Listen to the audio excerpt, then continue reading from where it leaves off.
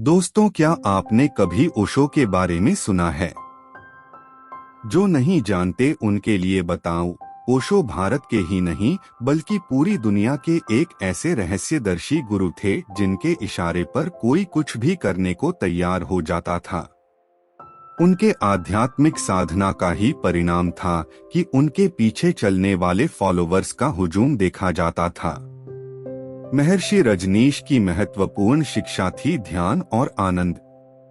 अपने उरूज के समय में ओशो सबसे ज्यादा प्रभावशाली, ख्याति प्राप्त और सबसे ज्यादा विवादास्पद भी रहे। लोगों का यह भी मानना था कि ओशो को फॉलो करने वाले लोग ज्यादातर अमीर हैं और वह गरीबों से दूरी बनाकर रखते हैं। यही कारण है कि उनके पास करोड़ों रुपए की कीमत वाली सैकड़ों कारें थी और वह हमेशा लग्जरियस लाइफ जीते थे। इस वीडियो में हम आपको ओशो के बारे में कुछ ऐसे 25 इंटरेस्टिंग फैक्ट बताने जा रहे हैं जो ओशो रजनीश से संबंधित है। वीडियो को पूरा अंत तक जरूर देखना। आखिर में आप कहोगे कितना रहस्यमय था ये इंसान। नंबर 1, ओशो का असली नाम चंद्रमोहन जैन था। उनका जन्म 11 दिसंबर 1931 को मध्य प्रदेश के रायसेन जिले के एक छोटे से गांव कुचवाड़ा में अपने नाना के घर हुआ था। इनके पिता एक कपड़ा व्यापारी थे। ओशो 11 बच्चों में सबसे बड़े थे। नंबर 2, लगभग 1860 में एक वक्त ऐसा आया जब वह भगवान श्री रजनीश के नाम से प्रसिद्ध होने लगे। लेकिन बाद में उनके फॉलोअर्स की बढ़ती हुई संख्या ना देख उन्होंने अपना नाम 1970 से 80 के दशक में ओशो रख लिया। नंबर 3, ओशो अपने जन्म से 3 दिनों तक ना तो हंसे और ना ही रोए थे।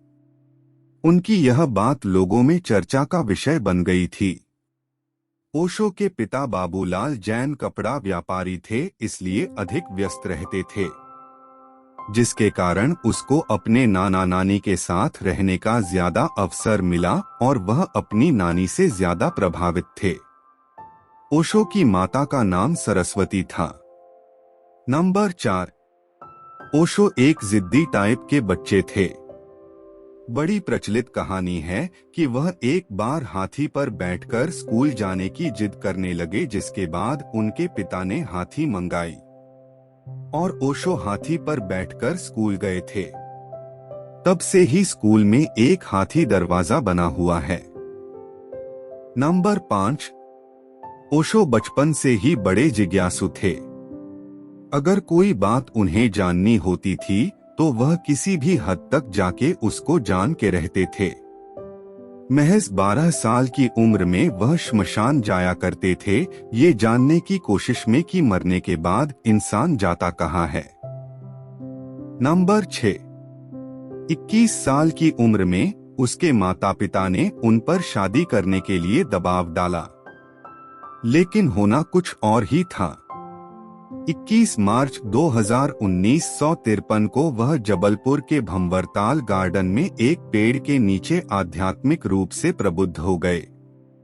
उस समय वह कॉलेज से फिलोसफी की पढ़ाई कर रहे थे। संबोधि के बारे में ओशो कहा करते थे, अब मैं किसी तरह की खोज में नहीं हूँ, अस्तित्व ने सारे द्वार मेरे लिए खोल दिए हैं। नंबर 7, बचपन में बनारस के ज्योतिष विद्वानों ने ओशो की जन्म कुंडली देखकर कहा था, 21 साल का होने तक हर 7वें साल ओशो का मरने का योग है और शायद वह 21 साल का होने से पहले ही मर जाएगा, लेकिन अगर यह बच गया तो इसके बोध बनने की संभावना है। जब ओशो 14 साल के हुए तब उन्होंने 7 दिनों तक एक मंदिर में बैठकर अपनी मृत्यु का इंतजार किया, लेकिन उन्हें कुछ नहीं हुआ। नंबर 8, स्कूली दिनों में ओशो को एक पीपल के पेड़ से बहुत प्रेम हुआ था। वो हर रोज आते जाते उसे निहारते थे और अपने आप को इमोशनली उस पेड़ से अटैच पाते थे। एक दिन उस पेड़ के साथ कुछ अनोखा हुआ। ओशो कहते हैं मुझे भी नहीं पता वो क्या था पर कुछ घटित हुआ और उस दिन से उस पेड़ के साथ एक विशेष संबंध हो गया जिसको मैंने पहले कभी अनुभव नहीं किया। ओशो कहते हैं मुझे इंसान के साथ भी कभी ऐसा लगाव नहीं हुआ। नंबर 9, संबोधि प्राप्त करने के बाद भी उन्होंने अपनी पढ़ाई को जारी रखा और सागर यूनिवर्सिटी से फिलॉसफी में फर्स्ट क्लास और फर्स्ट गोल्ड मेडलिस्ट रहकर डिग्री ली थी। नंबर 10, ओशो कहते हैं कि उनका पिछला जन्म 700 वर्ष पूर्व तिब्बत में हुआ था।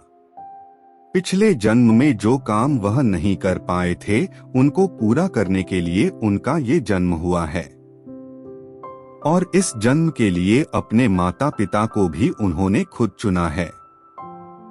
नंबर 11, ओशो बेहद उच्चकोटि के वक्ता थे। बोलने पर इतना कंट्रोल था, जो बोल दिया वो ही आखिरी हो गया, वही छपता था। माफ करना मेरा मतलब वह नहीं था, मुझसे गलती हो गई, इस तरह के शब्दों का इस्तेमाल उन्होंने कभी नहीं किया। नंबर 12, ओशो कितने कुशल वक्ता थे।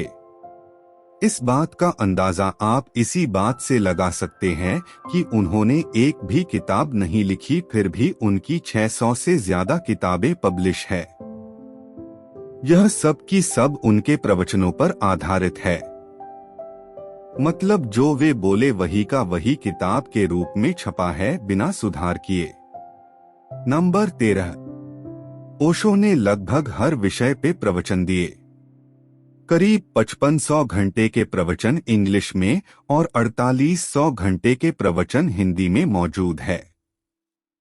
बचपन में भी सारे प्रदेश में ऐसा कोई हाई स्कूल नहीं था जहां पर बोलकर ओशो ने पुरस्कार ना जीता हो। अगर साहित्य लेखन की बात ना करे तो भारत में अगर किसी की किताब सबसे ज्यादा बिकी है तो वो ओशो की है। साल में 1 मिलियन से ज्यादा किताबें और टेप बिकते हैं। नंबर 14, शायद आपको जान के हैरानी हो, ओशो ने अपने पूरे जीवन काल में 1 लाख से ज्यादा किताबों का अध्ययन किया। एक शोध के अनुसार उन्हें 20वीं सदी का सबसे ज्यादा किताबें पढ़ने वाला इंसान माना गया और उन्हें इंडियाज ग्रेटेस्ट बुकमैन के नाम से भी संबोधित किया गया। नंबर 15, ओशो को किताबों से बेहद प्रेम था। इस प्रेम को देखकर एक बार उनके पिता ने ओशो से कहा था, पहले हमारे घर में लाइब्रेरी थी पर अब हमारा घर लाइब्रेरी में है और हम सभी घर वालों को किताबों का ख्याल रखना पड़ता है, क्योंकि तुम्हें बिल्कुल भी बर्दाश्त नहीं कि तुम्हारी किसी भी किताब के साथ कोई गड़बड़ हो। ओशो ने अपने पिता से किताबों के अलावा किसी और चीज के लिए पैसे नहीं मांगे। नंबर 16, ओशो की लाइब्रेरी में 1 लाख किताबें हैं। ओशो ने मृत्यु से पहले इन सभी किताबों को अलमारियों में बंद करने का आदेश दिया था। साथ ही ये भी कहा था, इन किताबों को तालों से खोल के पढ़ने की परमिशन उन्हीं को है जो उन पर लिख रहे हो। उसमें भी किसी को एक बार में 3 से ज्यादा किताबें निकालने की परमिशन नहीं है। ओशो का कहना था, ये लाइब्रेरी आम जनता के लिए नहीं है, इसकी किताबें उन्हीं के लिए खुली है जो उन पर शोध कर रहा हो। नंबर 17, ओशो गजब के तर्कशास्त्री थे। उनमें किसी भी बात को सही या गलत साबित करने की क्षमता थी। यही कारण था कि कोई भी व्यक्ति उनसे वाद विवाद नहीं कर सका। पोप ने भी उनका चैलेंज स्वीकार नहीं किया। नंबर 18, ओशो को बातचीत या कम्युनिकेशन शब्द बिल्कुल भी पसंद नहीं था।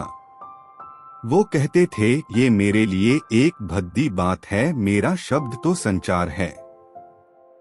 नंबर 19, ओशो को उर्दू के प्रसिद्ध गायिका नूर जहां का गाया गाना वो जो तुम में हम में करार था, तुम्हें याद हो या ना याद हो, बेहद पसंद था।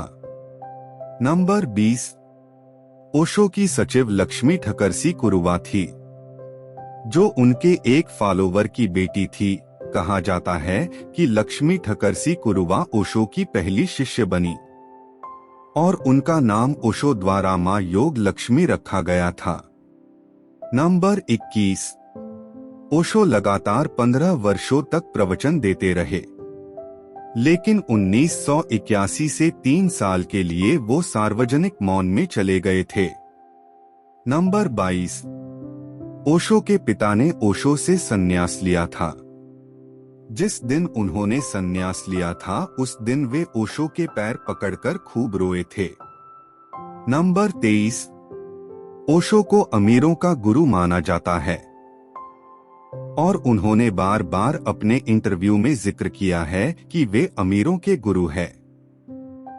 वो कहा करते थे कि मुझे तुम अमीरों का ही गुरु बनने दो, गरीबों के लिए तो और भी बहुत से गुरु हैं। यहाँ अपनी बात को सिद्ध करने के लिए वो ऐसे तर्क दिया करते थे कि अमीर होना कोई बुरी बात नहीं है, बल्कि जिसके पास धन है वही धन के व्यर्थता को समझ सकता है। बुद्ध महाराजा के बेटे हैं। राम और कृष्ण राजघराने में पैदा हुए। क्या तुमने कभी किसी भिखमंगे को महापुरुष बनते देखा है? नंबर 24। ओशो के पास 90 रोल्स रॉयस कारें थी। एक इंटरव्यू में उन्होंने कहा था कि वो 365 रोल्स रॉयस कारें चाहते हैं। उनके अनुयायी उन्हें ये कारें उपलब्ध कराना चाहते हैं। वे चाहते हैं कि उनके लिए हर रोज एक नई कार बाहर खड़ी हो। नंबर 25। ओशो की डेथ आज भी रहस्य है। ऐसा माना जाता है कि उनको थेलेनियम नाम का एक स्लो पॉइजन दिया गया था, जिससे उनका शरीर कमजोर पड़ता चला गया, जिसके कारण उसकी मौत हो गई। आज के इस वीडियो में इतना ही। अगर आपको ये वीडियो अच्छा लगा तो लाइक और शेयर जरूर करें और इस तरह की और वीडियो के लिए हमारे चैनल को सब्सक्राइब करना ना भूलें। मिलते हैं अगली वीडियो में।